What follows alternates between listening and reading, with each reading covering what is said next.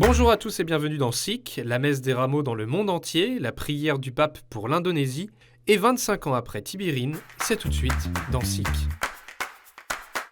Qu'il entre le roi de gloire. Hier, les chrétiens du monde entier fêtaient les rameaux, marquant l'entrée de Jésus à Jérusalem pour la Pâque, mais également l'entrée dans la Semaine Sainte, qui mène les chrétiens de la mort à la résurrection du Christ. Les portes des églises de France se sont donc ouvertes aux chrétiens, venus rameaux à la main, dans ce contexte sanitaire si particulier. Mais c'est le monde entier qui s'est mobilisé pour vivre cet événement. En Terre Sainte, Monseigneur Pizzaballa, patriarche latin de Jérusalem, a présidé la liturgie du dimanche des rameaux, puis a guidé la petite assemblée en procession depuis le mont des Oliviers vers la ville. Il en a profité pour bénir la ville de Jérusalem. C'était également la fête du côté de l'église Mar Yohanna à Karakosh en Irak, où les chrétiens se sont retrouvés pour prier après une marche dans la ville. Enfin, le Saint-Père a célébré le dimanche des rameaux à la basilique Saint-Pierre de Rome, devant une assemblée restreinte. Il a invité les fidèles à se laisser étonner par le Christ pour le suivre. Anche oggi tanti ammirano Gesù. Ha parlato bene, ha amato, perdonato. Il suo esempio ha cambiato la storia e così via. Lo ammirano, ma la loro vita non cambia, perché ammirare Gesù non basta. Occorre seguirlo sulla sua via, lasciarsi mettere in discussione da Lui, passare dall'ammirazione allo stupore. Preghiamo per tutte le vittime della violenza, in particolare per quelle dell'attentato avvenuto questa mattina in Indonesia, davanti alla cattedrale di Makassar. Le Saint-Père s'est exprimé hier en marge de l'Angélus après l'attentat suicide perpétré le même jour devant la cathédrale de Makassar en Indonésie. Survenue après la messe des rameaux qui marque l'entrée en Semaine Sainte, l'attaque a fait 20 blessés parmi les fidèles et les agents de sécurité. Les deux kamikazes, un homme et une femme, sont morts dans l'explosion alors qu'ils pénétraient à moto dans l'enceinte de l'église. Ils appartenaient à un groupe extrémiste pro-État islamique. Le président Joko Widodo, à la tête du pays à majorité musulmane, a qualifié cet attentat d'acte de terreur. En Indonésie, les chrétiens sont souvent ciblés depuis quelques années. En mai 2018, une famille de 6 personnes, dont 4 enfants, avait déclenché des bombes contre 3 églises de Surabaya, tuant plus d'une dizaine de personnes.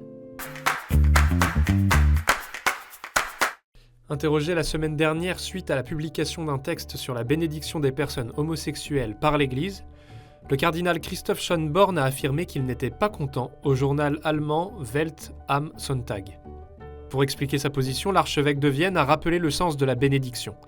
Si la demande de bénédiction est sincère, si elle est vraiment la demande de la bénédiction de Dieu pour un chemin de vie que 2 personnes, dans n'importe quelle situation, essaient de parcourir, alors on ne la leur refusera pas. Le cardinal considère légitime la préoccupation de la congrégation de ne pas entraîner une confusion entre une cérémonie de bénédiction et un mariage sacramentel, mais, dit-il, ce « oui » à la famille ne doit pas nécessairement se traduire par un « non » à toutes les formes. Lundi 15 mars, la Congrégation pour la doctrine de la foi avait en effet rappelé que l'Église n'avait pas le pouvoir de bénir les unions de personnes de même sexe. Si elle a reçu l'assentiment du pape François, cette clarification avait provoqué des réactions diverses dans l'Église. Hier, plusieurs associations chrétiennes ont participé à la marche pour une vraie loi climat, à la veille de l'examen du projet de loi climat et résilience en première lecture à l'Assemblée nationale. Les 110 000 manifestants, selon l'organisateur, demandaient un projet de loi plus ambitieux pour lutter contre le changement climatique.